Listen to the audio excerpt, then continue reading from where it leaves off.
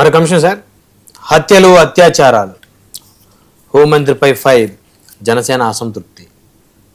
ఇందాక విషయంలోనే I think మీ చర్చలోనే నేను ఎక్కడో చూసా, మీ చర్చ కదా, జనసేన అధికార ప్రతినిధి ఒక ఆయన అసంతృప్తి మాట్లాడుతున్నారు, సాంబశివరావు గారు, సాంబశివరావు మిత్రుడు సీనియర్ నేత సాంబశివరావు. ఏమని అంటే ఆ బూతులు తిట్టినట్టుగా సాక్ష్యాధారాలు చూపిస్తే చర్య తీసుకుంటాం అంటే, సాక్ష్యాధారాలు ఎందుకు అక్కడ కనిపిస్తూనే ఉంది కదా స్పష్టంగా అని. నిన్న హోంమంత్రి గారు లెక్కలు చెప్పారు, అత్యాచారాలు కొన్ని తగ్గాయి, కిడ్నాపులు కొన్ని తగ్గాయి, గంజాయి బాగా తగ్గింది, ఇవన్నీ చెప్పారు. దురదృష్టవశాత్తు మదనపల్లిలో ఎదురింటి బాలికను ఆ కుల్దీప్ అనేవాడు చాలా ఘోరంగా అత్యాచారం చేసి తర్వాత డ్రమ్ములో కుక్కడము, అంత ముందు రోజు కూడా పోలీసులు వచ్చి చూసి మళ్ళీ వెనక్కి వెళ్ళిపోయి మళ్ళీ రెండో రోజు వచ్చి ఈ విషయం కనుక్కోవటము. ఈ లోపల ఈ రోజు అతన్ని పట్టుకొని పోతుంటే అతనేమో చెరువులో మునిగి చేశాడు అనడము. మీకు గుర్తుంటే కొద్ది మాసాల కిందట టీడీపీ నేత, తూర్పు గోదావరి జిల్లాలో ఒక టీడీపీ స్థానిక నేత, అతని కౌన్సిలర్ కూడా ఏదో ఓల్డ్ మ్యాన్, పాపం ఏదో చేసింది పాపం, అతను కూడా హఠాత్తుగా చెరువులో తేలాడు. అంటే ఇక్కడ దిశ పద్ధతిలో మరి ఆంధ్రప్రదేశ్ లో చెరువు ఫార్ములా ఏమన్నా కనిపెట్టారు, మనకు తెలియదు. కానీ నిజానికి నిజానిజాలు బయటికి రావడం ఇక్కడ చాలా ముఖ్యం. నేను చెప్తుంది ఏంటంటే, ఇదేం తెలియజేస్తుందండి, గంజాయి విషయానికి వస్తే నెల్లూరులో పెంచలయ్య అని డివైఎఫ్ఐ సిపిఎం కార్యకర్తను గంజాయి బ్యాచ్ చంపింది. తెలుగు రాష్ట్రమే అనుకుంటే తెలంగాణలో కూడా సౌమ్య అని కానిస్టేబుల్, మొన్న ఎక్సైజ్ కానిస్టేబుల్, వాళ్ళ దాడిలో ఆమె ప్రాణాలు కోల్పోయింది. ఒక యువకుడు, ఒక కానిస్టేబుల్ ప్రాణాలు తీసేటంతగా గంజాయి బ్యాచ్ రెచ్చిపోతుంటే, ఎక్కడ చూసినా గానీ నైట్ పార్టీ జరిగింది, ఇదేంది డాన్సులు చేశారు, ఇవన్నీ మనం చూస్తుంటే తగ్గింది అని ఎలా చెప్తున్నారో. ఇప్పుడు మళ్ళీ ఇది కూడా అంతే, ఎవరు అధికారంలో ఉన్నా గంజాయి, మాదక ద్రవ్యాలు వీటిని వాడడం, ఇది చాలా, దీన్ని ఆపడం ఎలా అనే వైపు వర్క్ చేయాల్సింది పోయి, ఓకే వాళ్ళు చేస్తున్నారు. నేను మన బుక్ ఎగ్జిబిషన్ పోతే విజయవాడకు, అక్కడ ఈగిల్ వాళ్ళు ప్రత్యేకించి ఒక స్టాల్ పెట్టి మేము ఇలా చేసాము అవన్నీ వాళ్ళు చెప్తున్నారు. మీరు చేస్తున్నారు, చాలడం లేదు, ఇంకా పెంచాలని అనుకోవాలి. కానీ ఇప్పుడు అత్యాచారాల సంఖ్య 4-5 తగ్గింది అనుకోండి, ఏది సింగిల్ డిజిట్, దాన్ని తగ్గుదలని ఏమి అనరు. తీవ్రమైన సమస్యగానే ఇప్పటికీ పరిగణించాలి. మరీ ముఖ్యంగా పవన్ కళ్యాణ్ అంతకుముందు అపహరణలు వీటి గురించి ఎంత తీవ్రంగా మాట్లాడారు. ఇప్పుడు అది జాతీయ సమస్యగా మారిందని కూడా ఆందోళన వ్యక్తం అవుతున్న సమయంలో మనం ఎప్స్టైన్ టేప్స్ విషయం కనుక చూస్తే అది ఎక్కువగా అపహరణలకు సంబంధించి, అంటే అంతర్జాతీయ స్థాయిలోనే ఇదొక ఇదిగా ఉంది. కాబట్టి ఈ ఘటన చూసినా, మన అరవ శ్రీధర్ ఉదంతం లాంటివి చూసినా వీటి ఏం చెప్తున్నాయి.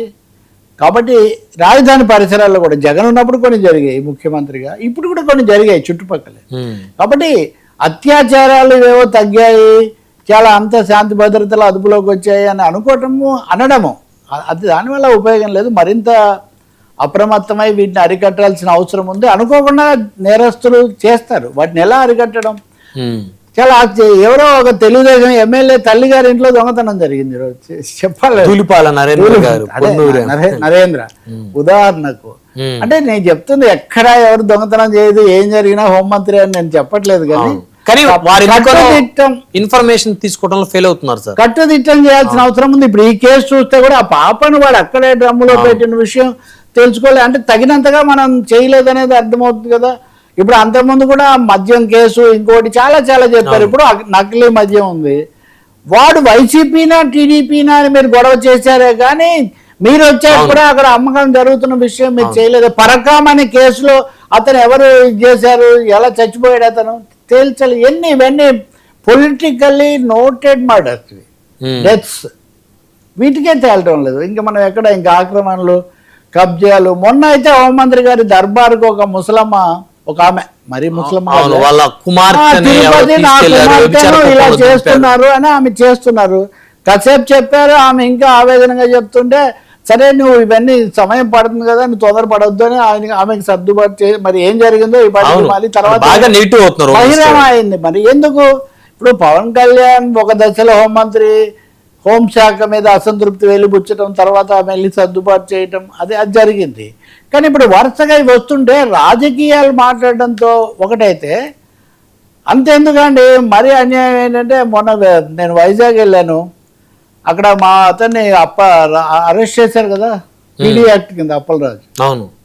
అంతకుముందు ఈమె అనిత ఆయనతో కలిసి నిరాహార దీక్ష చేశారు, ఆ భూములు తీసుకోకూడదు ఇవన్నీ. కానీ తర్వాత మళ్ళీ ఆమె హోంమంత్రిగా ఉండగానే ఆయన అరెస్ట్ చేశారు. ఆయన మళ్ళీ ఇప్పుడు ఆయన ప్రభుత్వం మళ్ళీ సమీక్ష చేసి విడుదల చేశారు. కానీ అందుకని కొంచెం ఒకసారి సమీక్ష చేసుకోవాల్సిన అవసరం ఒకటి ఉంది. బట్ వారికి ఎందుకో హోమ్ మినిస్టర్ గారికి ఇచ్చేటువంటి ఇన్ఫర్మేషన్ కరెక్ట్ గా ఇవ్వట్లేదని అంటే మీరు ఒకటండి, మనం ఆ విషయం కూడా చర్చించాలి. పోలీస్ శాఖను మీరు గజిబిజి చేశారు. అవును. పోలీస్ శాఖలో ఉండాల్సినటువంటి ఓరియంటేషను, బ్యాలెన్స్, టార్గెట్స్ మార్చేశారు. రాజకీయమైన ప్రధానంగా వాళ్ళు ఉంటే వీళ్ళు ఉంటే వాళ్ళు అన్నది వచ్చిన తర్వాత నేర నిరోధము, అక్రమాలు అరికట్టడము, లేకపోతే ఇట్లాంటివి తగ్గి ఇవే పెరిగిపోతున్నాయి. ఇంకా భద్రతా సమస్యలు, ఈ కారణాల వల్ల ఈ వరుస ఘటనలు ఈరోజు పత్రికలో చూస్తే కూడా ఎన్ని ఉన్నాయో మనం చెప్పలేం. కాబట్టి చాలా జాగ్రత్త పడాల్సిన అవసరం ఉంది. ఉదాసీనత, ఆత్మసంతృప్తి ఎంత మాత్రం అవకాశం లేదు. చక్కదిద్దాల్సిన అవసరం చాలా ఎక్కువ. మరొక అంశం సార్, బిల్ గేట్స్ చిచ్చు